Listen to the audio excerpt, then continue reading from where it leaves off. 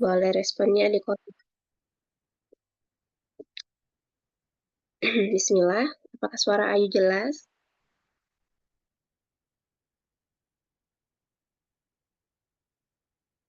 Oke, Alhamdulillah, insya Allah jelas ya.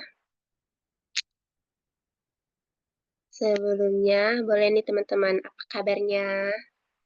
Boleh tulis di kolom chat. Bagaimana nih kabar teman-teman semua? Kak Aisyah, Kak Ane, Kak Ayu, Puspita, Kak Dia, Kak Gratia, Kakak Admin, Kak Hati. Oh, Masya Allah, pemateri kita udah join ya.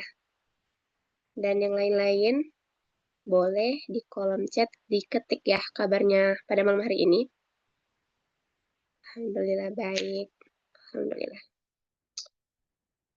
Bentar lagi kita mulai ya teman-teman. Sebelumnya mungkin bagi teman-teman yang memungkinkan untuk on cam, boleh untuk on cam. Oke, yang tidak memungkinkan, nggak apa-apa. Tapi diharapkan bisa interaktif ya teman-teman. Saat ditanya boleh jawab di kolom chat. Oke, Alhamdulillah baik ya. Oke, udah jam 8 tepat. Insya Allah, yuk mulai ya. Bismillahirrahmanirrahim. Sekali lagi ya, yuk kasih salam. Assalamualaikum warahmatullahi wabarakatuh. Alhamdulillah, alhamdulillahirrahmanirrahim. Bersyukur pada Allah yang masih memberikan kita nikmat iman, sehat, dan kesempatan. Sehingga kita bisa berjumpa kembali di sharing HGS.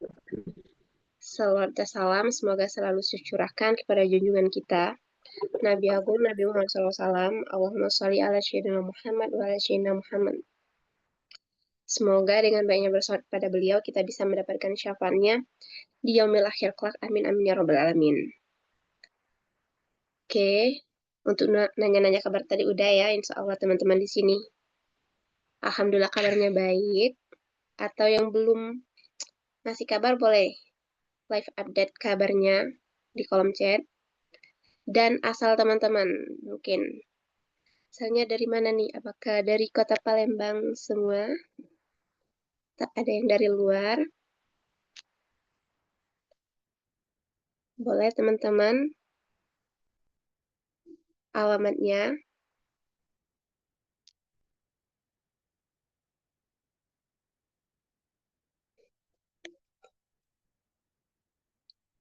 Masya Allah, dari Bandung. Ada yang lain lagi? Halo Kak Aisyah, salam kenal kami dari Palembang, dari Gandus, dari Maluku Utara, Masya Allah. Syahrin, dari Lombok ada Kak Hati. Insya Allah jauh-jauh ya teman-teman. Jarak yang begitu jauh, insya Allah tetap dekat ya melalui virtual Zoom. Dengan adanya teknologi zaman sekarang kayak kita tuh dipermudah banget loh untuk menjaring relasi, untuk menjalin silaturahmi, pertemanan, kayak Masya Allah, Allah mudahkan. Alhamdulillah.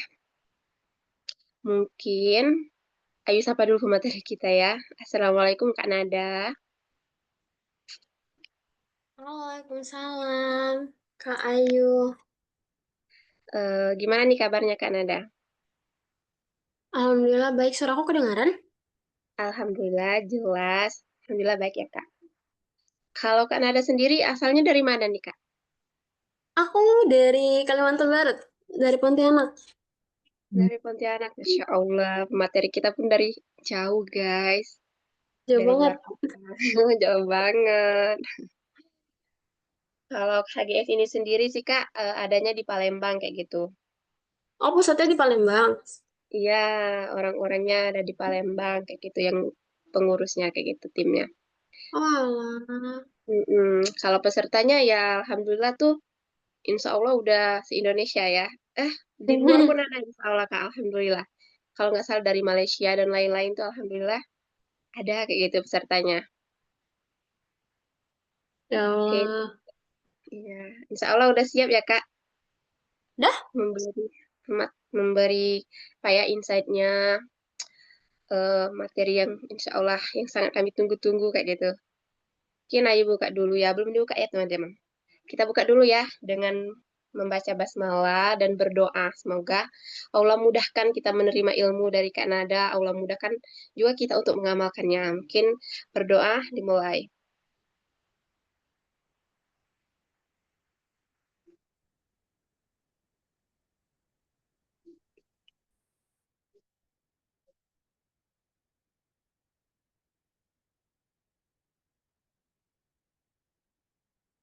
Amin ya robbal alamin. Oke, karena sudah dibuka dan sudah berdoa, mungkin langsung saja tanpa mengurangi waktu, membuang-buang waktu kepada Kak Nada, waktu dan tempat kami persilakan. Oke, terima kasih Kak Ayu sebelumnya. Suaraku jelas ya yang pertama, Alhamdulillah jelas Kak. jelas kan? Terus ini kalau kelihatan dari Kak Ayu dan teman-teman ini gelap atau enggak? Aku tuh ada lampu, tapi aku takutnya keterangan kalau aku hidupin. Gini, mending aku pakai lampu atau enggak? Kayaknya ini udah lebih baik sih Kak, udah bagus sih, tetap cantik, Masya Allah. Asya Allah. Maksudnya pakai atau enggak nih lampunya kira-kira enaknya? Segini menurut Ayu udah cukup. Bagaimana Oke. menurut teman-teman yang lain? Pakai, oke, aku pakai ya. Kayak gini ya berarti ya. Makasih ya teman-teman udah respon. Baiklah. Ntar dulu, aku share screen dulu. Sebentar ya. Aku share screen dulu. Nah, ini... mm, sorry, udah ke spill duluan. Nah, kelihatan nggak Kak Ayu dan teman-teman? Sudah Kak, sudah. Dah, PPT-nya ya udah kelihatan ya. Oke, sebelumnya selamat malam teman-teman semua. Assalamualaikum warahmatullahi wabarakatuh. Kenalin, aku Marwa Katernada Asajidah, karena panjang banget, jadi aku panggil Nada aja. Aku sekarang lagi menempuh pendidikan profesi nurse di Fakultas Kedokteran Universitas Tanjung Pura, Kalimantan Barat. Jadi aku asalnya dari Pontianak ya teman-teman, dan aku asli orang Melayu sini gitu. Jadi kalau misalnya nanti kalian selama penyampaian materi agak ngomongnya agak cepat dan agak mirip Upin Ipin ya emang kayak gitu karakteristiknya gitu. Nah, jadi kesempatan kali ini aku pengen berterima kasih banget dengan Kak Ayu dan teman-teman karena udah ngundang aku untuk berbagi materi ini bersama teman-teman yang lain.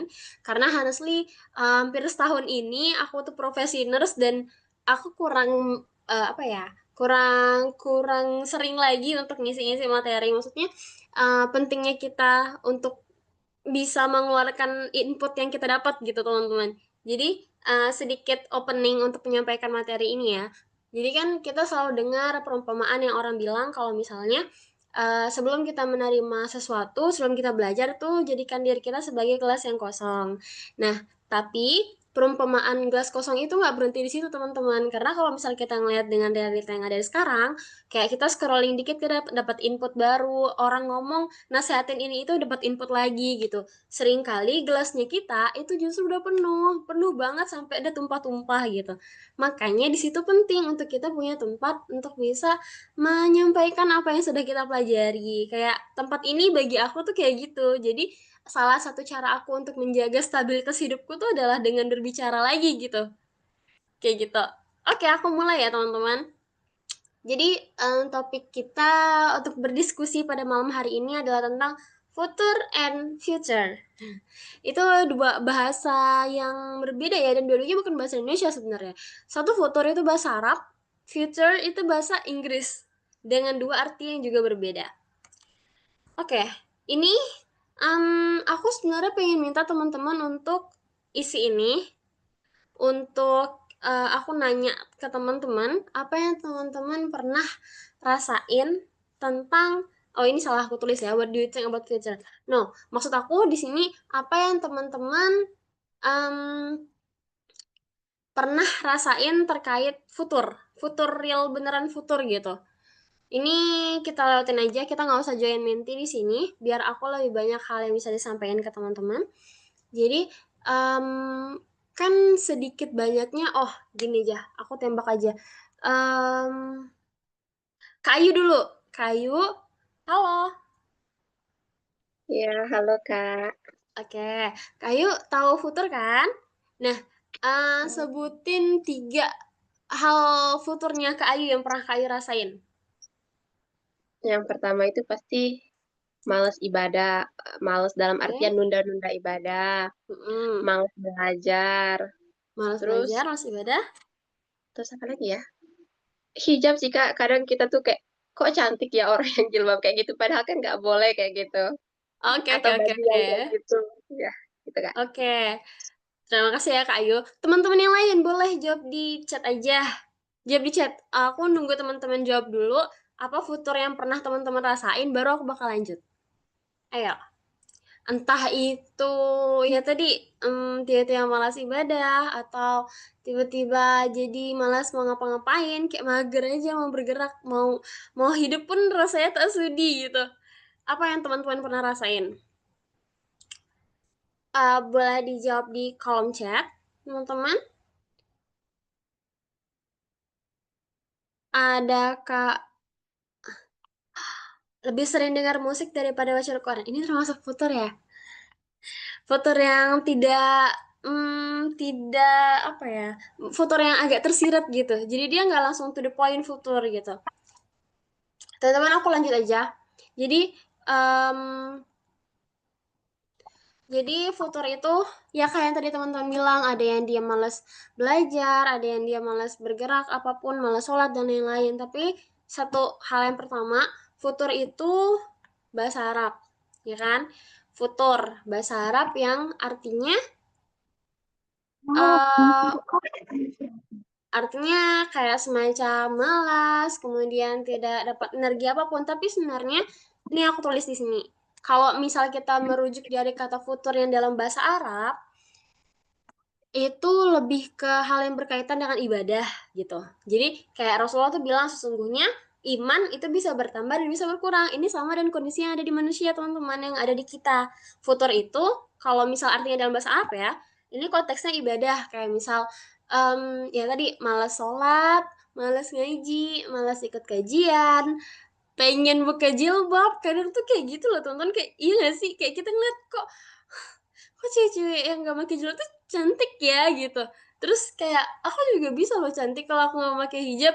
Itu tuh kayak terlintas gitu aja, tapi tanpa sadar itu juga mempengaruhi kadar iman kita kan teman-teman, tanpa disadari. Terus kalau misalnya kita bicara tentang futur tapi dalam konteks ilmu medisnya atau ilmu kesehatannya atau ilmu sainsnya, itu mirip dengan yang dinamakan dengan burnout. Teman-teman pernah dengar gak burnout?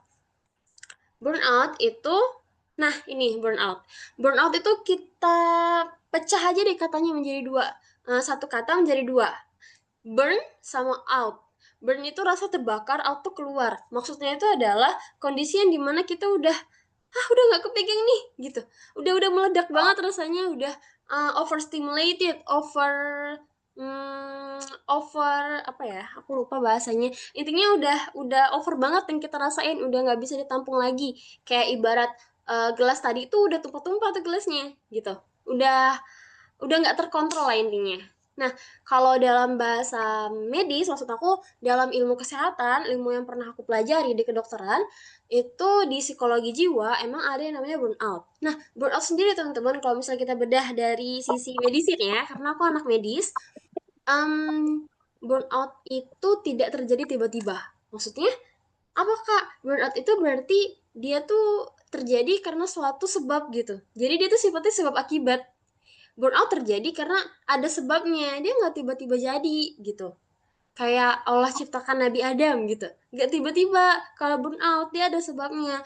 Sebabnya itu yang pertama, karena kita sering kali sibuk. Ini aku gimana ya, ini aku sebutin bukan specifically hal yang benar-benar terjadi pada orang burnout. Maksudnya, setiap setiap orang itu gejalanya bisa beda-beda, apa yang dia rasain bisa berbeda. Tapi kebanyakan orang burnout itu karena yang pertama, ini yang di tengah nih, overload goal syndrome gitu, alias ya wajar sih teman-teman. Kita apalagi di usia sekarang, aku nggak tahu ya berapa usia teman-teman, yang jelas nggak bakal jauh-jauh dari aku. Aku usianya 23, kita bakal ngadepin namanya quarter life crisis ya kan teman-teman, yang dimana kita ngerasa kejar-kejaran banget sama teman-teman yang lain gitu.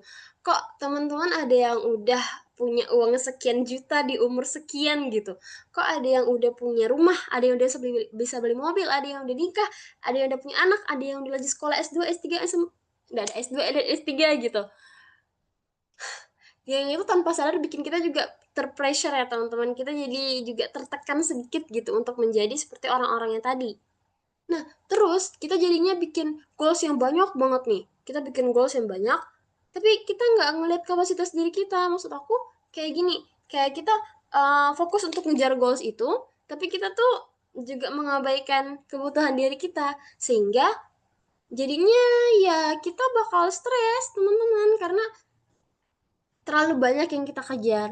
Ini sama dengan yang disebut dengan toxic productivity. Jadi kita harus tahu perbedaannya produktivitas yang baik dengan produktivitas yang tidak baik. Alias itu bukan produktivitas sih, itu sebenarnya cuma sibuk doang. Cuman biar kelihatannya punya kerjaan aja gitu. Tapi dia sebenarnya nggak ada hal baik yang dihasilkan dari kerjaannya dia. Kayak gitu. Itu termasuk salah satu hal yang menyebabkan kita burn out, teman-teman. Atau futur tadi. Jadi teman-teman harus tahu. Nah, kemudian ini balik lagi ke poin yang pertama, spiritual battery low. Ini lebih ke futurnya, yang dalam bahasa Arab tadi yang aku bilang. Maksudnya, ini adalah kondisi di mana kita ngerasa lemah secara keimanan. Karena mungkin kita terlalu, oh gini aku punya insight, tadi aku mikir ini di jalan. Em, kan kita sering kali ya teman-teman kalau misal tiba-tiba malas sholat, malas ngaji dan lain-lain, kita sadar kalau misalnya ternyata iman kita lagi turun. Terus kita ngelakuin kebaikan banyak banget biar imannya naik lagi. Itu benar karena kebaikan itu bisa menghapuskan keburukan gitu. Maksudnya ketika kita pernah berbuat suatu dosa dan kita menutupnya dengan kebaikan yang sangat banyak, itu juga baik gitu. Karena kebaikan-kebaikan itu bisa menutupi dosa-dosa yang udah pernah kita lakukan. Tapi tidak menutup kemungkinan kerak dosanya itu masih ada teman-teman. Maksud aku kayak kadang kita fokus untuk menambah amalan baik yang kita lakuin, tapi kita tuh sengaja mengabaikan eh, dosa yang sering kita lakukan juga gitu. Yang kita udah terbiasa banget ngelakuin dosa itu sampai kita mikir, ah udahlah udah biasa ini orang selama ini aku juga kayak gitu kok. Padahal kita tahu hal itu tuh sebenarnya tuh dosa, hal itu tuh nggak baik gitu. Nah, eh, ke apa ya kebiasaan kita untuk menormalisasi hal itu yang bikin hati kita tuh jadi tebal, jarak kita ke Allah tuh jadi kayak jauh banget. Yang dulunya kalau kita doa tuh cepet banget Allah kabulin set gitu, terus jadi kayak lama banget. Terus kalau misal dulunya kita ngeliat sesuatu tuh hati kita langsung tersentuh, langsung nangis, langsung terharu, terus sekarang jadi kebal gitu, jadi mentok, jadi biasa aja kalau ngeliat sesuatu. Ya bisa sih karena itu teman-teman, karena hal dosa yang kemaksiatan yang sering kita lakuin tapi udah kita normalisasi, jadinya iya udah berkerak aja gitu.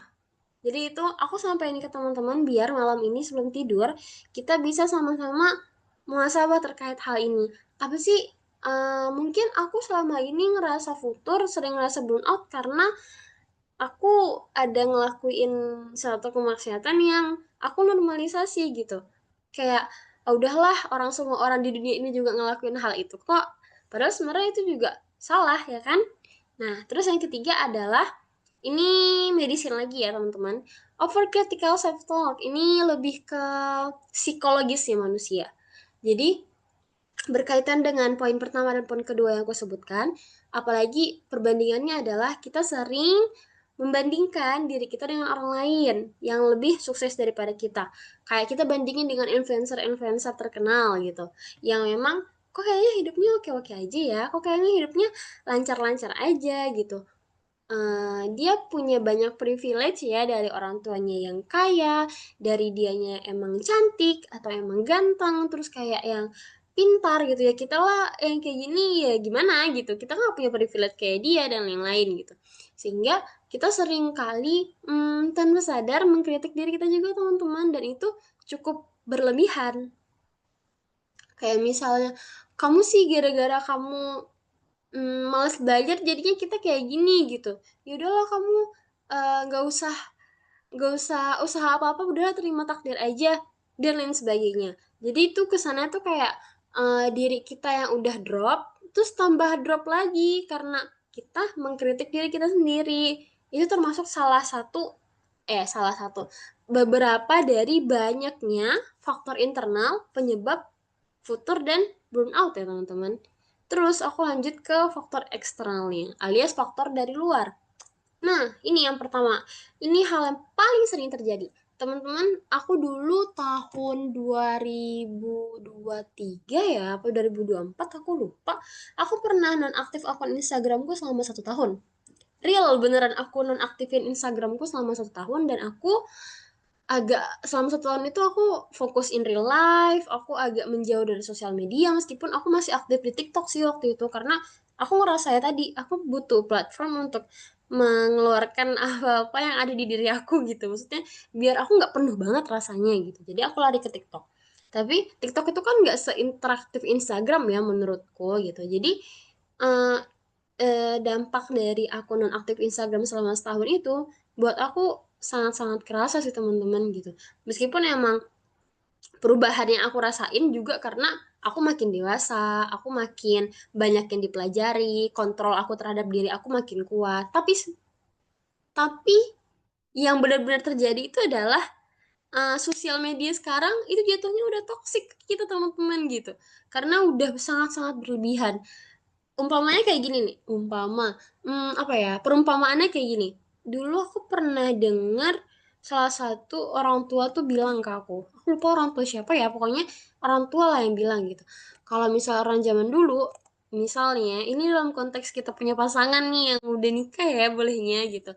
eh Kalau misal orang-orang dulu, kalau misal dia pengen berhubungan sama crushnya, maksudnya kayak pengen ngobrol gitu, dia bakal kirim surat sejauh itu kan, karena dulu kan nggak ada HP. Terus kalau misal ketemu, dia tuh bakal quality time gitu, nggak banyak main HP-nya, dia bakal fokus dengan pasangannya, dengan keluarganya yang tadi gitu. Tapi kalau orang sekarang, justru ketika dia ketemu, dia bakal bilang, tunggu ya, aku butuh waktu buat sendiri, aku butuh space, aku butuh dijarakin, aku butuh dijauhin dulu bentar gitu. Kayak itu perbedaannya dunia sekarang dengan dunia yang dulu. Dunia yang dulu itu em, gak setoksik ini terkait sosial media, juga terkait hal-hal yang berkaitan dengan handphone gitu, barang-barang elektronik dan lain sebagainya. Kalau dunia sekarang, karena udah cepat banget kan geraknya teman-teman, kita bahkan seringkali ngerasa ketinggalan banyak hal, ini jatuhnya jadi toxic dan itu harus teman-teman sadari. Kemudian yang kedua, low energy environment. Ini maksudnya adalah lingkungan di sekitar kita itu adalah lingkungan yang negatif. Tuh. Yang tanpa sadar, itu tuh seringkali menyedot energi kita. Jadi teman-teman, aku tuh tipe anak yang sebenarnya extrovert banget. Tapi di beberapa tempat, aku seringkali menjadi anak yang introvert gitu. Maksud aku beneran jadi anak yang diem, diem banget, yang diem, yang nggak bisa ngapa-ngapain, ini cuma lihat-lihat doang gitu. Maksud aku nggak ada keinginan sama sekali untuk menjadi apa ya, winner atau menjadi hero di situ gitu. Karena buat aku tempat itu, ketika waktu itu tuh bukan tempat yang positif buat aku gitu. Mungkin teman-temannya itu seringkali ngomongnya agak lumayan kasar buat aku gitu. Atau seringkali mereka nunjukin hal-hal yang nggak sesuai dengan idealisme aku gitu. Jadi aku ketika ada di situ, ya tenagaku habis aja dengerin mereka ngemaki-maki. Paham ya teman-teman? Jadi iya habis gitu. Jadi aku nggak ada kesempatan untuk bisa menjadi anak ekstrovert yang ceria itu lagi di tempat itu. Tapi ketika aku berpindah, aku pindah ke teman-teman hal aku misalnya, ke teman-teman ukti-uktiku gitu, yang iya masya Allah positif banget lah. Di situ aku beneran jadi anak yang se ekstrovertnya. Maksudnya aku sesenang itu dan sebahagia itu, aku bisa tertawa, aku bisa ngomong ini itu, aku bisa jadi pemateri, pembicara dan lain sebagainya. Aku berani mengeluarkan sisi diri aku yang mungkin nggak pernah dilihat oleh teman-temanku yang lain. Jadi kalau misalnya kalian lihat di IG-nya kan ada anaknya aktif banget, ceria banget dan lain-lain, terus kalian ketemu di real life dan kok kali ini kan ada agak pendiam, berarti itu bukan tempat aku teman-teman. Maksudnya aku berarti udah ngerasa, oh ini agak agak toksik, aku nggak bisa di sini gitu. Tapi kalau misalnya ternyata kalian sefrekuensi sama aku, maksudnya kalian tuh adalah orang-orang positif yang menebarkan hawa-hawa positif juga, bakal kelihatan deh bedanya tuh ya teman-teman. Jadi tanpa sadar lingkungan kita tuh juga membentuk diri kita.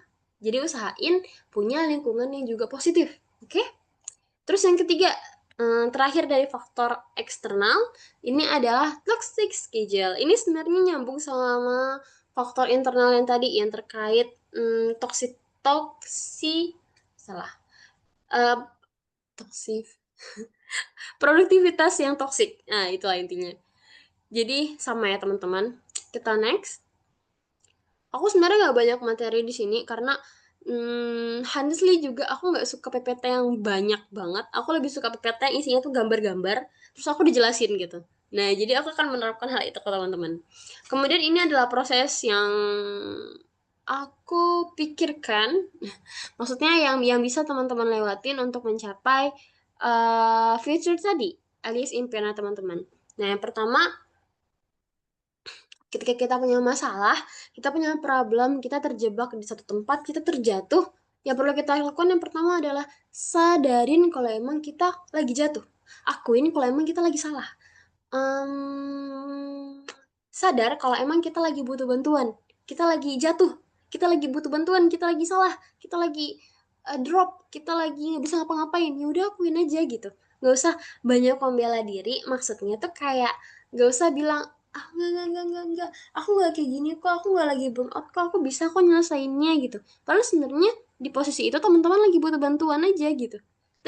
Dan bukan berarti orang lain tuh nggak mau bantu teman-teman. Mungkin mereka mau bantu tapi mereka takut mau bantu nih. Barangkali ntar tawaran bantu itu malah mengganggu si temennya ini gitu.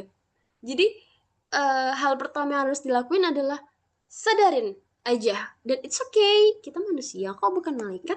Maksudnya kita manusia yang punya kekurangan juga. Kita bukan orang yang sangat-sangat sempurna untuk hal itu gitu. Terus yang kedua adalah recharge iman. Ini urutannya bisa dibolak-balik ya teman-teman. Maksud aku Richard Imam tuh kayak ya kita kan sebagai Muslim ya, kita nggak bisa pungkiri kalau di tubuh kita itu ada tiga aspek. Yang pertama jasmani, rohani, sama satu lagi akli kalau nggak salah. Jadi jasmani itu fisik, rohani itu ruh, dan akli itu pikiran. Cara ngisinya, kalau kata psikolog yang pernah aku pelajari dulu, kalau akli itu dengan membaca, kalau ruh itu dengan tilawah, murojaah, kemudian kalau jasmani dengan olahraga, jalan-jalan, dan lain sebagainya. Gitu ya teman-teman. Terus yang ketiga, self-care. Ini adalah bagian dari jasa dia tadi. Gini ya teman-teman, kalau untuk kita sebagai perempuan, jujur li, self-care itu sangat-sangat mereduksi stres yang kita alamin gitu. Jadi, aku nggak bicara kita harus menjadi seseorang yang sangat-sangat cantik, yang glowing, yang apa ya, standar cantik Indonesia, yang langsing, yang putih, yang pokoknya yang cantik gitulah gitu. Maksudnya kita nggak harus jadi se glowing itu dan setenar itu dan seluk sempurna itu untuk menjadi seorang perempuan.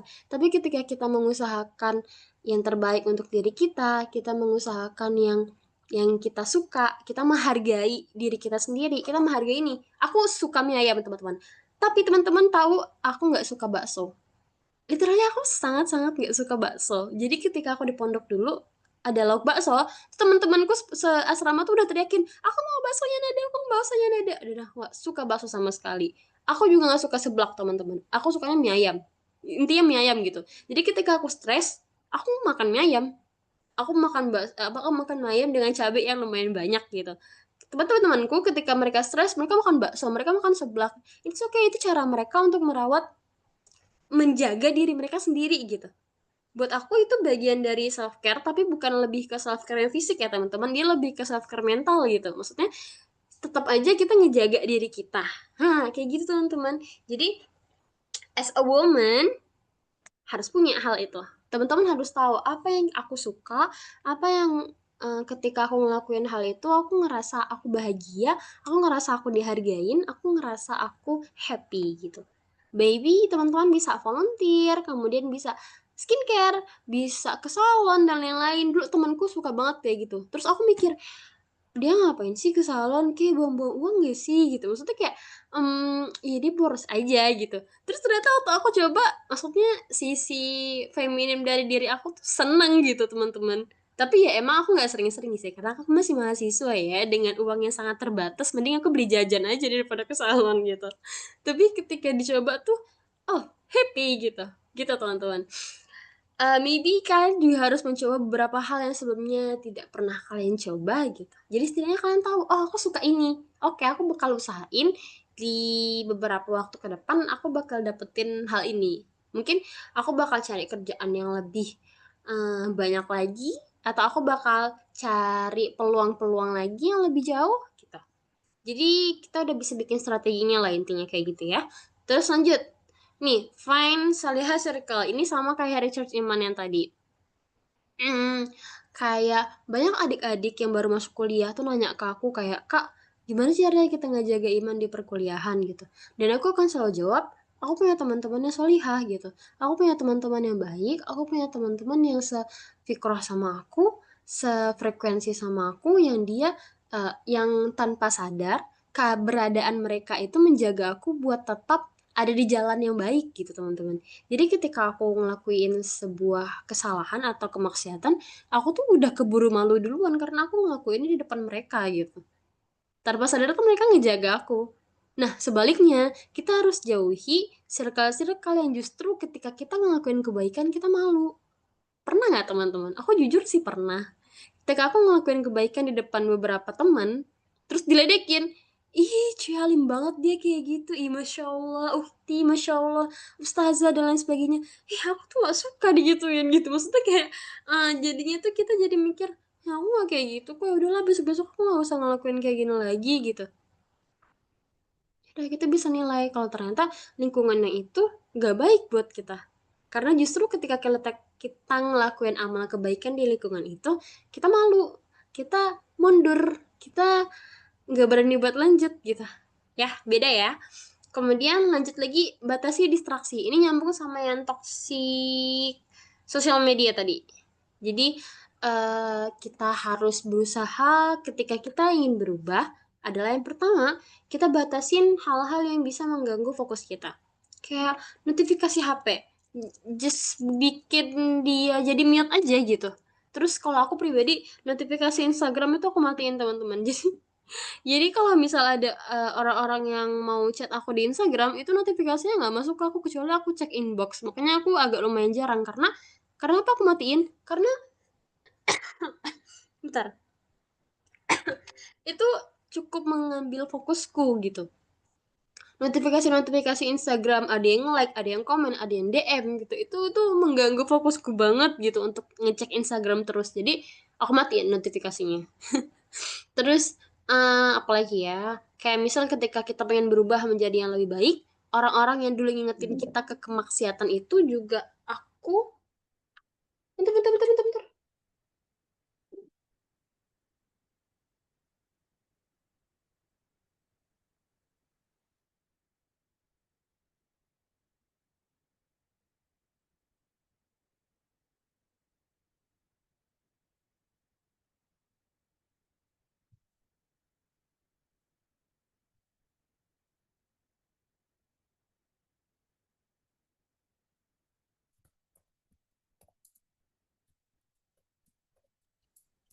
Mohon maaf ya teman-teman, mungkin terjadi kendala teknis, mohon ditunggu ya. Oh iya, boleh nih teman-teman yang bisa on cam, boleh on cam.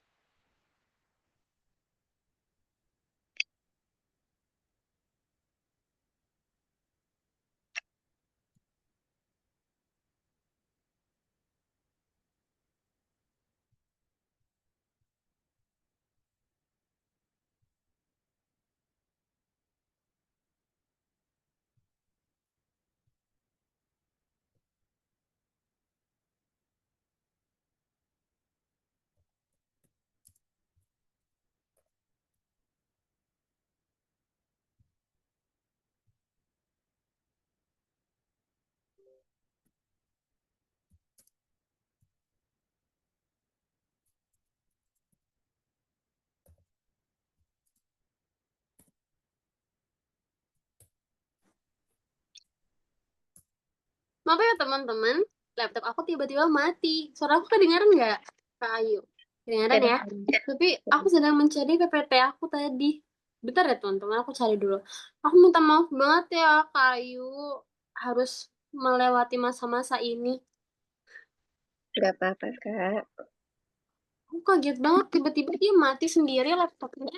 Padahal aku baru nyolokin chargernya. Jadi gimana ya, aku share screen-nya.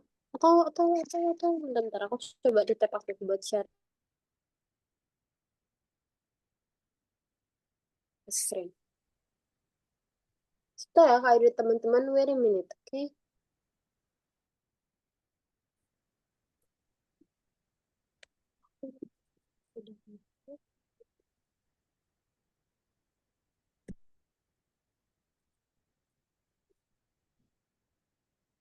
Udah, sebentar Kayu, aku join ke laptop lagi ya.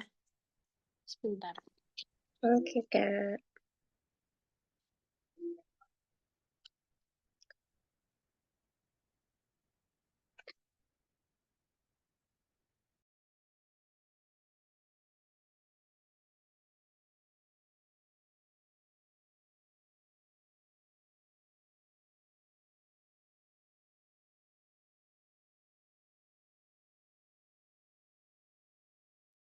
Aku sudah kembali. I'm sorry teman-teman, maafin aku ya, karena harus menunggu beberapa waktu untuk aku kembali lagi. Oke, kita lanjut ke presentasi yang tadi aku lagi sampein. Mana ya? Aku nggak bisa share. Bentar, bentar, bentar, bentar, bentar, bentar. Bentar, bentar, bentar, bentar. Gimana caranya? Oke.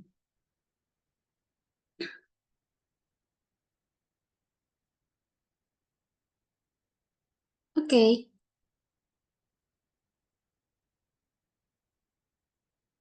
Nah, kemudian tadi aku ngomongin tentang batasin distraksi.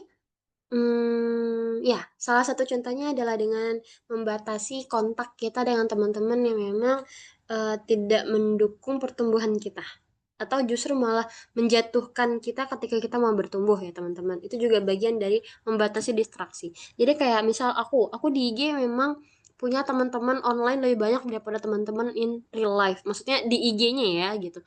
Aku banyak tidak berteman dengan teman-teman yang aku ketemu di real life di Instagram. Karena apa? Bukan karena aku ngerasa mereka nggak layak untuk berteman dengan aku di sosial media, tapi aku ngerasa pertemanan kita ini cukup di real life aja gitu.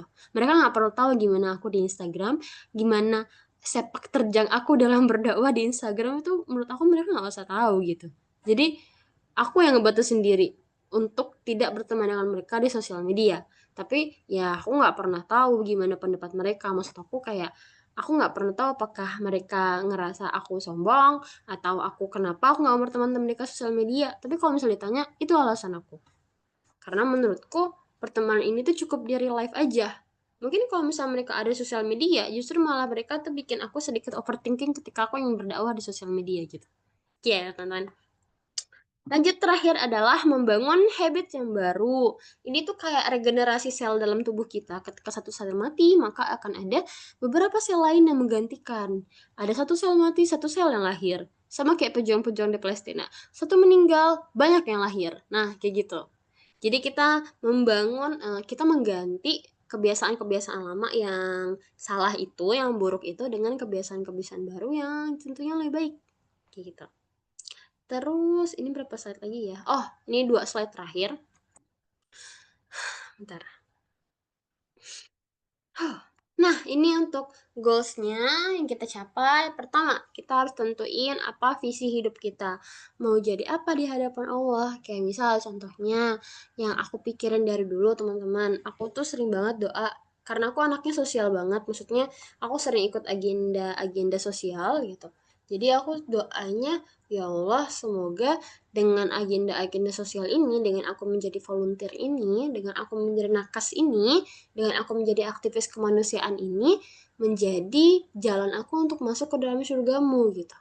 Jadi aku pengennya di hadapan Allah aku tuh dikenal sebagai orang yang nilai sosialnya tuh tinggi. Ya dia tuh masuk surga karena dia ngebantu orang lain gitu. Nah itu contoh ya teman-teman. Contoh gitu. Ini contoh gimana kita mau membentuk goals kita untuk jadi apa di hadapan Allah. Terus yang kedua, tetapin goals dunia dan akhirat. Ini contoh simpelnya lah, kayak misal lulus kuliah, terus juga hafal satu juz, terus punya punya bisnis yang baik, yang halal gitu. Contoh, ini bisa teman-teman sesuaiin aja. Terus yang ketiga adalah buat life map-nya. Maksudnya dari goals-goals yang tadi udah kita rencanain dipecah aja. Gimana caranya biar aku mencapai goals itu? Apakah aku harus melanjutkan sekolah S2? Apakah aku harus melanjutkan sekolah sampai S3? Apakah aku harus menjadi seorang dosen? Aku harus menjadi seorang pengusaha? Biar aku punya perusahaan-perusahaan, aku bisa merekrut orang-orang untuk kerja di situ, jadi pengangguran berkurang dan lain sebagainya. Kita harus mikir sejauh itu ya teman-teman. Karena kita adalah umat yang cerdas. Oke, lanjut. Nah, udah selesai deh ternyata kayu. Ini terakhir, ini khusus untuk 25 teman yang ada di sini. Aku pengen ngasih special gift alias ini tuh ebook yang pernah aku tulis dan aku jual sebenarnya di Instagram. Tapi untuk teman-teman bisa masukin kode diskon yang ada di bawah ini, Happy in Jannah, teman-teman bakal dapat diskon 100%. Jadi maksud aku teman-teman bisa ambil ebook ini tanpa harus payment. Nah, ini hadiah dari aku buat teman-teman. Semoga dengan ini bisa membantu teman-teman dalam menemukan jati diri teman-teman. Tapi only untuk 25 teman-teman yang ada di sini. Jadi boleh yang belum belum bisa scan kode QR-nya sekarang, boleh di screenshot dulu, boleh disimpan dulu. Tapi kodenya itu terbatas waktunya. Aku lupa sampai kapan ya, sampai besok atau sampai lusa gitu. Intinya terbatas lah dia waktunya. Jadi teman-teman harus cepet-cepet check out sekarang dengan 0 rupiah. Maksud aku kayak teman-teman harus cepat mengamankan dulu linknya gitu sebelum dia udah tidak bisa lagi diakses gitu ya teman-teman. Sekian dari aku pengen bilang wabillahi taufiq wal hidayah. Oh ada sesi tanya jawab sih sebenarnya, tapi aku kasihin ke Kak Ayu aja nanti. Tapi aku pengen bilang ke teman-teman, aku minta maaf kalau untuk malam ini aku ngomongnya agak sedikit kebanyakan atau agak sedikit terbolak-balik. Tapi semoga teman-teman bisa mengambil hal-hal baik dari apa yang aku sampaikan ya teman-teman. Aku izin kasih ke Kak Ayu. Wabillahi taufiq wal hidayah. Assalamualaikum warahmatullahi wabarakatuh. Waalaikumsalam warahmatullahi wabarakatuh. Masya Allah. Terima kasih Kak atas materinya, special gift-nya. Nih, Masya Allah. Alhamdulillah ya teman-teman yang join pada malam hari ini kita dapat ebook gratis loh. Udahlah dapat ilmu gratis, dikasih langsung sama Kak Nada, terus dapat ebook lagi, Masya Allah. Oke, kita sekarang masuk ke sesi tanya jawab nih. Boleh teman-teman yang ingin bertanya boleh secara langsung atau raise hand ataupun bisa diketik di kolom chat ya teman-teman. Itu materi kita dan materinya Masya Allah udah keren banget nih. Sayang banget kalau kalian menyia-nyiakan kesempatan kali ini. Yo, yang mau bertanya secara langsung ataupun secara kolom chat boleh. Kalau belum, mungkin ayo dulu kali ya. Memancing mereka ini kan ada izinnya kan ada. Karena tema kita Future and Future. Mungkin yang ingin Ayu tanyakan, eh, apa ya, sebagai manusia kita itu kan Kak, mudah sekali ya futur. Apalagi eh, pertama mungkin diawali dengan burnout. Entah itu capek dengan aktivitas keseharian, itu yang membuat kita futur kayak gitu. Terus untuk bikin apa buat life map untuk masa depan itu tuh walaupun udah dibuat itu Ayu sendiri sih ngalamin kayak masih belum dijalan secara optimal dan maksimal kayak gitu. Kenapa sih Ayu tuh always always semangat di awal Kak, always semangat seminggu 2 minggu terus udah bikin nih kita rencana nih timeline kan misalnya 1 sampai 5 tahun ke depan atau yang terdekat lah 1 bulan ini mau ngapain aja udah dibikin tuh Kak. Tapi kayak yang berjalan tuh ya awal-awal aja kayak bulan depannya udah udah lemah kayak gitu, udah futur dan lain-lain nih. Kalau Kak Nada sendiri tuh cara mempertahankan biar always semangat, always ya semangat untuk mencapai udah plan-plan yang udah kita rencana, udah kita susun itu tuh Kalau Kak Nada sendiri biar semangat ngelakuinnya itu gimana sih? Ada tips, trik, atau kayak gimana kayak gitu? Boleh nih Kak Nada. Oke. Kayu aku pengen bilang yang kamu sebutin tadi itu nggak cuman kamu yang ngerasain dan aku yakin teman-teman di sini juga semua yang ngerasain hal yang sama. Termasuk aku. Aku sering banget bikin goals yang bahkan aku tuh cuman bertahan ngerjainnya itu sehari 2 hari. Abis itu aku males banget lanjutinnya. Aku mikir, kayaknya aku punya goals lain yang lebih penting daripada ini. Dan itu selalu berulang. Akhirnya nggak ada satupun hal yang pernah, salah salah maksudnya, akhirnya nggak ada satupun hal yang selesai bener-bener aku selesain gitu. Dan itu adalah kelemahan yang aku harus cari tahu cara menanggulanginya atau cara menghadapinya. Dan aku menemukan satu hal teman-teman. Jadi ketika kita memutuskan untuk melakukan sesuatu, pasti kan kita punya alasannya ya. Makanya ketika kita ingin membangun new habit, kita perlu yang namanya strong why. Kita harus punya alasan yang cukup kuat untuk melakukan sesuatu. Kayak misal aku pengen jadi nakes karena strong way-nya aku tahu nih. Jadi masuk ke kuliah kedokteran itu berat banget gitu. Segala jurusannya ya. Aku harus harus harus harus mikir gimana caranya aku bisa mengusahakan untuk mempertahankan nyawa manusia gitu istilahnya. Nah, tapi aku punya strong way kenapa aku masuk ke menjadi seorang nurse gitu. Karena aku pengen banget jadi relawan kemanusiaan di Palestina. Itu cita-cita aku yang sangat-sangat aku inginkan dari aku kecil. Dan itu aku jadiin strong way-nya untuk aku kuliah di kedokteran. Jadi ketika aku capek, aku ngelihat teman-teman yang kuliah di tempat lain rasanya lebih bahagia gitu. Aku bakal ingat alasan aku tadi. Ketika aku lelah, aku harus bolak-balik ke rumah sakit, aku harus pulang malam, pergi pagi, sampai aku pernah nabrak pohon karena aku capean di jalan. Aku mikir, aku harus bertahan karena aku punya alasan yang jelas untuk cita-cita yang ini gitu. Jadi ini tuh nggak jadi jalan satu-satunya untuk keluar dari permasalahan ini, tapi salah satu jalannya adalah dengan kita harus membangun strong way yang sangat-sangat kuat. Karena sejatinya yang bisa nyemangatin diri kita sendiri itu adalah ya diri kita, bukan orang lain. Mau aku semangatin teman-teman juga kalau emang teman-teman ngerasa udah capek banget dan udah nggak punya tenaga ya nggak bisa. Ya aku bisa apa? Aku orang lain gitu. Sama kita juga. Ya orang lain bisa apa? Orang lain adanya di luar tubuh kita yang ada dan yang berpengaruh 100%. Gak 100% sih, karena pengaruh Allah juga besar ya teman-teman. Yang berpengaruh banyak terhadap diri kita tuh ya diri kita sendiri gitu. Jadi salah satu caranya adalah membangun strong way tadi. Kemudian yang kedua, mungkin teman-teman harus punya partner, bukan partner in crime ya, partner dalam jalan kebaikan yang partner itu bisa ingatin teman-teman untuk mencapai goals-goals yang tadi gitu. Aku punya nggak ya partner yang kayak gitu? Punya deh beberapa. Teman-temanku yang solihah, Masya Allah, yang ketika aku cerita, aku pengen ini, misal aku pengen, apa ya contohnya ya, aku pengen ikut Duta Inspirasi Indonesia. Aku nggak promosi ya teman-teman, aku cerita. Terus aku bilang ke salah satu temanku. Terus ketika aku capek ngerjain seleksi-seleksinya, temanku bakal ngingetin, Nat, kamu kan kayak gini gini gini, kamu pengen ini kan biar ini gitu. Jadi aku ingat lagi, oh iya, terima kasih ya temanku yang sangat baik, berkat kalian aku jadi sedikit, enggak sedikit sih, aku jadi lebih semangat untuk bisa lanjut lagi goals yang tadi. Padahal sebenarnya aku udah lupa atau aku udah kepikiran mau nyelesain yang lain aja selain yang itu. Itu beberapa dari jawabanku ya, Kak Ayu. Semoga kamu nggak puas dengan jawaban aku, sehingga kamu bisa mencari jawaban-jawaban yang lain yang bisa melengkapi jawaban aku. Ya.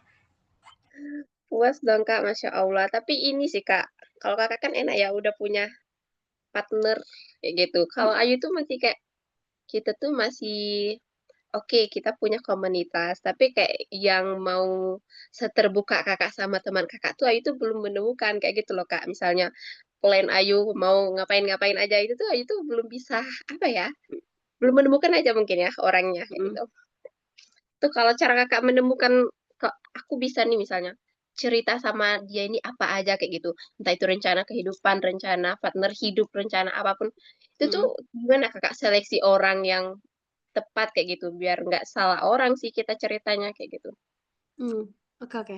Pintar pertanyaannya. Karena aku adalah tipikal orang yang seleksinya tuh lumayan selektif gitu, sangat sangat sangat selektif. Caranya yang pertama aku cari teman-teman yang ukti.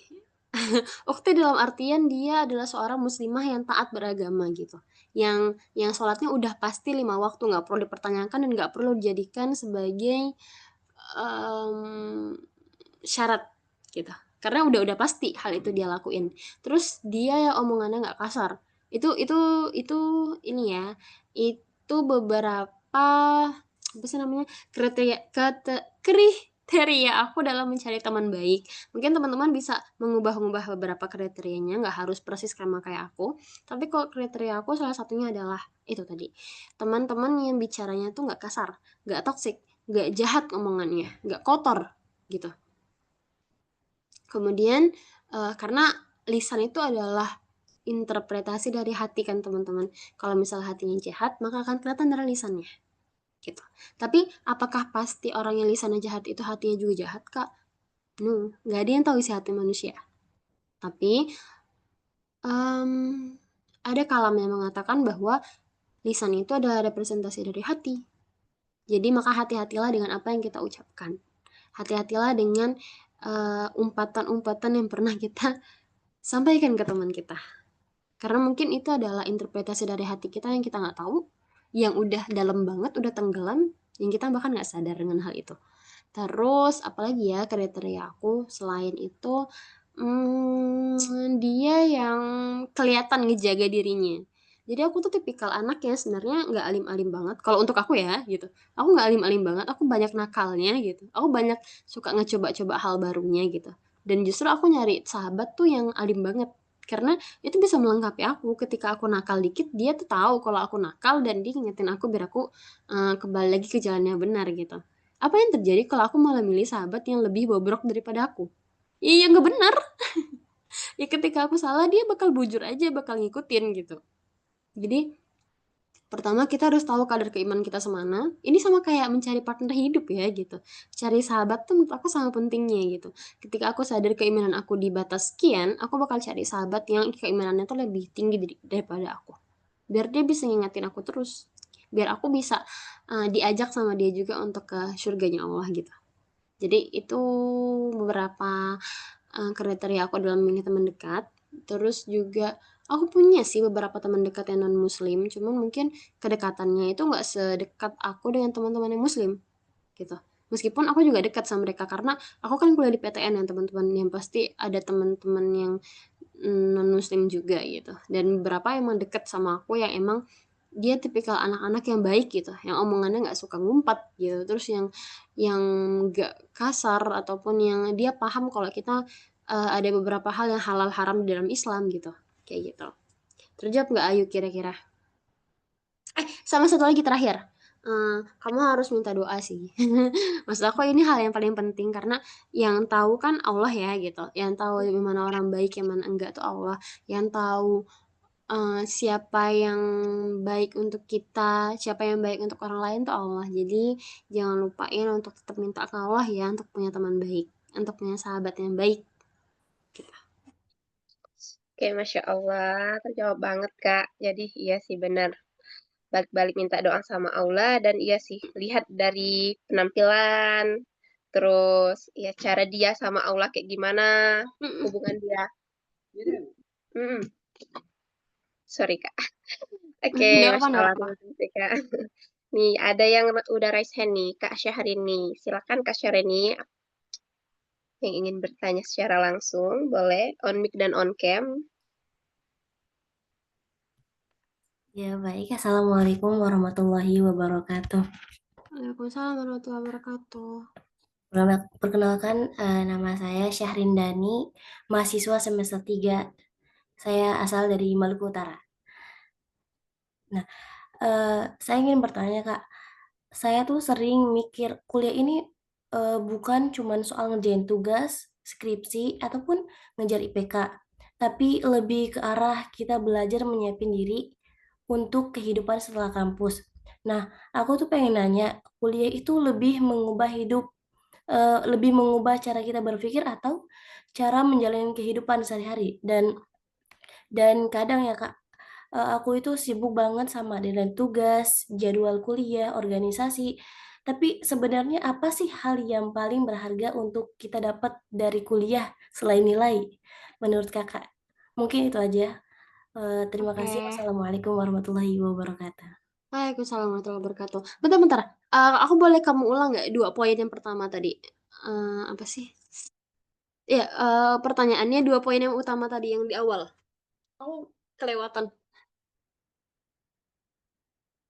Yang ini, yang kuliah itu untuk mempersiapkan atau apa lagi? Iya, lebih ke arah belajar untuk menyiapkan diri buat kehidupan setelah kampus Mhm. atau untuk mengubah cara berpikir kita. Oke. Sip sip sip sip. Bentar ya. Oke. Ini pertanyaan yang sering diajuin sama adik-adik yang masih awal-awal semester kuliah. Berhubung aku udah lulus, alhamdulillah sarjananya, dan aku sekarang sedang melanjutkan tingkat berikutnya setelah sarjana, jadi aku mengusahakan untuk bisa jawab pertanyaan adik. Jadi yang pertama, ketika aku ditanya, menurut kakak kuliah itu buat apa? Apakah lebih ke mempersiapkan setelah lulus dari kuliahnya, mengubah cara pikir kita memandang semua hal, kehidupan lah intinya. Jaringan aku bagus nggak, Ayu? Tadi agak putus, tapi sekarang udah bagus, Kak. Oh iya, soalnya ada notifikasi barusan di sini, aku baru lihat. Nah, aku bakal jawab yang pertama, mengubah pola pikir. Karena di perkuliahan itu, ini kita bicara akademisi aja ya. Anggap aku adalah seorang dosen, karena aku pengen jadi dosen, teman-teman. Jadi, kalau aku ditanya gunanya kuliah itu apa, kuliah itu bisa mengubah pola pikir kita menjadi lebih sistematis dan lebih tertata. Kita dari yang awalnya mungkin kita adalah tipikal orang yang mudah percaya dengan beberapa info-info yang lewat gitu, hoax istilahnya. Ketika kita kuliah, kita bakal bisa mikir, oh di dunia ini nggak semua hal itu nggak punya buktinya. Banyak banyak hal di dunia justru malah yang diajarkan dalam Al-Quran juga itu punya bukti. Sama kayak kita, penelitian kuliah gitu maupun di skripsi, karena ketika kita ngelakuin skripsi kan kita harus melaksanakan penelitian ya teman-teman, bahkan kita harus punya kuesionernya itu harus kuesioner yang udah teruji, yang udah diuji dan udah lolos uji etik kuesioner gitu. Jadi kita bisa mikir kalau misalnya oh jadi ternyata untuk mengetahui sesuatu itu kita perlu tes dulu gitu. Kita nggak bisa tiba-tiba langsung terima input baru yang masuk ke dalam diri kita. Jadi pola pikir kita berubah untuk tidak selalu menerima semua informasi yang masuk secara mentah gitu. Mungkin bahasaku agak lumayan berat ya teman-teman. Tapi maksudnya simpelnya, singkatnya itu adalah di perkuliahan itu kita untuk bisa kritis ya, untuk bisa berpikir ketika disuguhkan suatu informasi yang baru di jurusan apapun, di semua jurusan. Sehingga dalam jangka panjang itu akan merubah pola pikir kita. Pola pikirnya jadi lebih sistematis. Sistem dalam artian kita jadi tahu alurnya ketika kita mendapatkan input baru. Apakah kita langsung terima? Apakah kita harus cari tahu dulu? Apakah kita harus kritis mikir, oh kalau kayak gini berarti kayak gini, kalau kayak gitu berarti kayak gitu gitu. Bener nggak ini kayak gini, kayak gini, kayak gini? Itu hal kecil yang cukup banyak merubah pola pikir kita. Kemudian dari pola pikir itu akan berpengaruh ke persiapan kita, kesiapan kita dalam mempersiapkan kehidupan setelah perkuliahan. Dalam artian kerja, berkeluarga, atau berdakwah juga bisa. Itu kan semuanya juga munculnya awalnya dari pola pikir kita kan teman-teman. Diri kita sendiri yang ngatur kita pengen jadi apa, kita pengen punya planning apa, kita pengen punya rencana apa, itu kan diri kita sendiri yang ngatur. Jadi kayak gini, dari pola pikir udah lebih baik lagi daripada sebelumnya sebelum masuk ke dunia perkuliahan, sehingga outputnya bakal lebih siap, bakal tahu, bakal bisa nih kepikiran, oh kalau aku pengen jadi apa ya, aku contohin dari aku deh, kalau aku pengen jadi perawat di rumah sakit, aku minimal kuliah D3 bisa. Tapi kalau aku pengen jadi dosen, aku harus kuliah minimal S2 gitu. Maksudnya aku bisa nalar sendiri gitu. Yang mana yang aku inginkan, kemudian aku bisa mikir lagi untuk biaya-biayanya, untuk kesempatannya dan lain sebagainya gitu. Kemudian contohnya aku pengen bangun eh bake. Oh, berarti aku harus belajar resep-resep kue. Aku harus punya oven, aku harus punya dapurnya, aku harus punya mixer dan lain sebagainya. Memang sih untuk orang-orang yang belum punya kesempatan untuk berkuliah bakal bisa mikirin hal itu. Apalagi sekarang ada ChatGPT kan teman-teman. Tapi untuk kita yang udah diatur pola pikirnya selama perkuliahan yang udah diasah, kita akan punya kesempatan untuk bisa berpikir lebih kritis daripada mereka. Dan itu kalau kita gunakan ke arah yang baik, kita bisa menolong banyak orang. Betapa banyak orang-orang di Indonesia yang nggak punya kesempatan untuk sekolah. Betapa banyak orang-orang di Indonesia yang nggak punya kesempatan untuk kuliah, untuk menjejakkan kaki perguruan tinggi, untuk menjejakkan kaki di SMP, SMA, bahkan SD. Banyak banget. Makanya dari kita yang sekarang udah Allah kasih kesempatan privilege untuk bisa berkuliah sampai selesai, sampai lulus gitu, atau bahkan masih di perjalanan, ingatlah itu privilege yang Allah nggak kasih ke semua orang. Makanya ketika kita sudah lulus, kita sudah menjadi seorang sarjana maupun seorang diploma, manfaatkan keilmuan tadi itu untuk membantu orang lain, untuk menjadi kemaslahatan bagi orang lain juga, agar kita bisa menolong orang lain yang mungkin Allah nggak kasih privilege itu. Jadi susah-susahnya kita, capek-capeknya kita, nangis-nangisnya kita, itu bakal berbuah pahala juga pada akhirnya. Gitu. Mungkin ini nggak apa ya, semoga tidak memuaskan adik yang bertanya, tapi semoga apa yang kakak sampaikan ini bisa sedikit mengisi kebingungan yang adik rasain. Yang mungkin awalnya bingung banget, maksudnya kayak nggak ada gambaran, setidaknya jawaban kakak tuh bisa mengisi setengahnya lah dari kebingungan yang adik rasain. Jadi adik udah nggak terlalu bingung lagi, tapi kakak harap semoga habis ini adik masih bisa cari tahu kira-kira kalau untuk diri adik apa hal yang harus adik cari tahu gitu. Kira-kira terjawab gak? Tadi siapa yang nanya ya? Ibu kakak lupa. S depannya. Kak Syahrini kan ada. Boleh Kak Syahrini jika Ya, ada tanggapan. Cek Kak Syahrini, apakah masih join atau sudah keluar ada di chat kali. di chat. Terima kasih Kak, jawabannya udah jelas banget. Nah, Alhamdulillah udah jelas. Oke, masih ada lagi teman-teman yang ingin bertanya secara langsung? Kalau tidak, saya bacakan yang dari kolom chat ya Kak. Ini ada yang Mm-mm. bertanya. Dari Kak Rohai.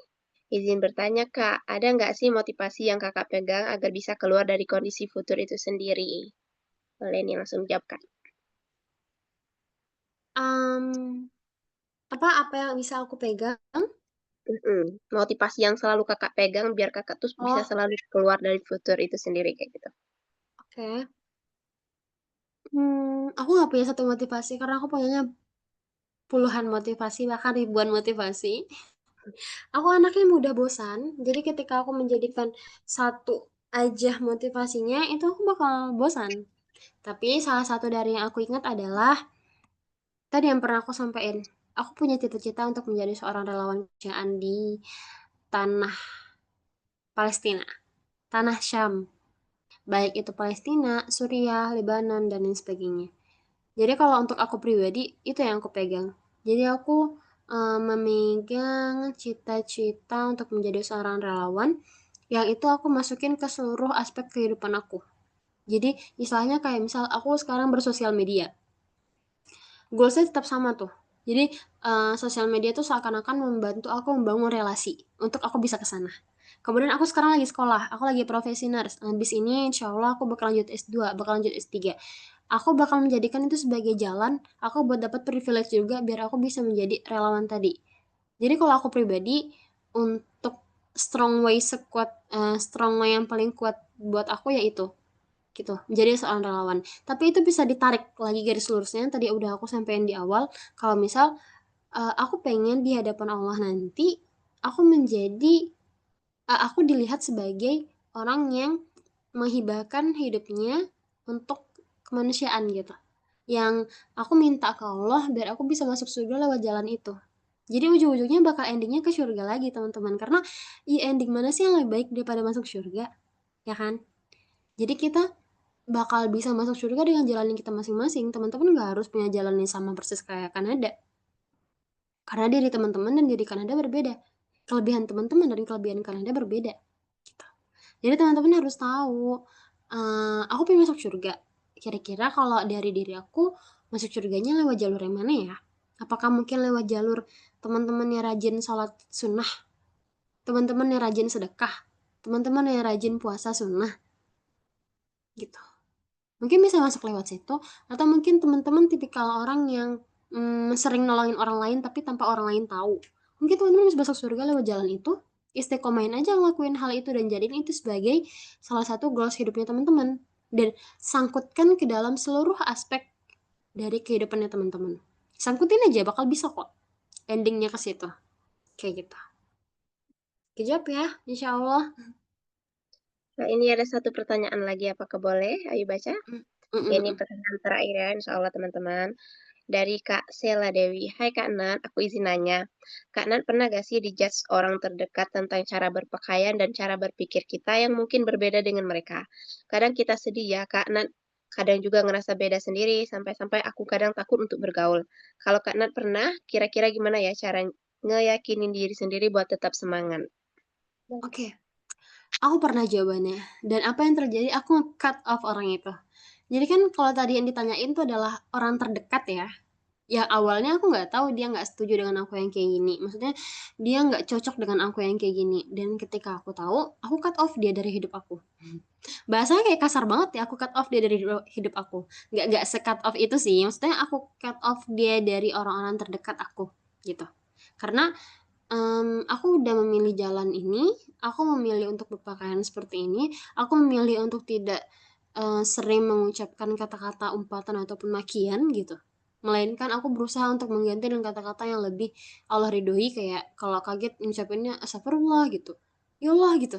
Daripada aku tiba-tiba maki apa kayak gitu keluar dari mulut aku. Maksudnya aku sadar kalau aku mengusahakan hal baik, aku sedang mengusahakan hal baik, dan ketika aku punya teman dekat yang lumayan nyinyirin aku tentang hal itu, oke, berarti dia bukan teman baik aku. Dalam artian, teman dekat harusnya sama-sama ngedukung ke arah kebaikan gak sih gitu. Harusnya sama-sama ngedukung pengen masuk surga bareng. Harusnya kayak gitu. Dan ketika dia malah nyinyirin itu, jadinya kan kayak dia nggak ngedukung aku untuk masuk surga dong berarti gitu. Ya udah, cukup sampai di sini aja temennya. Aku sih tetap pengen masuk surga. Aku bakal cari teman dekat yang lain yang baik yang bisa ngedukung aku buat masuk surga. Tapi jawabannya adalah pernah. Aku pernah. Dan ya tadi yang aku lakuin adalah aku cut off dia. Setelah aku tahu. Dan alhamdulillah ketika aku cut off dia, Allah kasih aku pengganti yang lebih baik lagi. Pengganti yang bisa benar-benar ngebantuin aku, narikin aku, ngejaga aku gitu. Jadi kadang kita cuma butuh sedikit keberanian aja untuk bertindak teman-teman, karena sebenarnya Allah udah kasih jalannya. Cuman belum kebuka aja karena kita nggak berani untuk mencoba, ya gimana mau kebuka jalannya kita.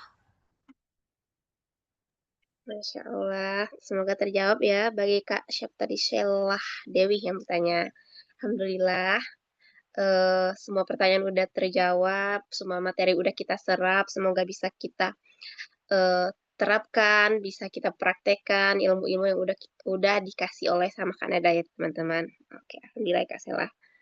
Bener kan cara bacanya Kak Shelah? Pakai X lagi namanya. Oke, alhamdulillah terima kasih Kanada atas waktu, ilmu, sharing-sharingnya. Teman-teman semua juga terima kasih yang udah membersamai dari awal sampai akhir. Kita udah di penghujung acara nih. Oke, sebelumnya mungkin kita tutup dulu dengan beristighfar 3 kali. Mungkin terjadi ada kesalahan dari Ayu ataupun dari tim yang lain. Astagfirullahaladzim, astagfirullahaladzim, astagfirullahaladzim. Kita tutup dengan sama-sama melapaskan lapas hamdalah, alhamdulillah rabbil alamin, dan disempurnakan dengan doa kafaratul majelis. Subhanakallahumma bihamdika, asyhadu an la ilaha illa anta, astaghfiruka wa atubu ilaik. Sekali lagi, Terima kasih Kanada, teman-teman udah membersamai sharing kita pada malam hari ini. Semoga kita masih diberikan kesempatan untuk ketemu lagi di lain kesempatan, di lain hari mungkin insya Allah. Eh, mungkin Ayu akhiri dengan Assalamualaikum warahmatullahi wabarakatuh. Makasih Kanada sekali lagi. Syukran jazakillah khair. Syukran ya teman-teman. Ya Kak, silakan melanjutkan aktivitasnya kepada teman-teman semua. Selamat beristirahat. Sampai jumpa di sharing berikutnya. Bye-bye.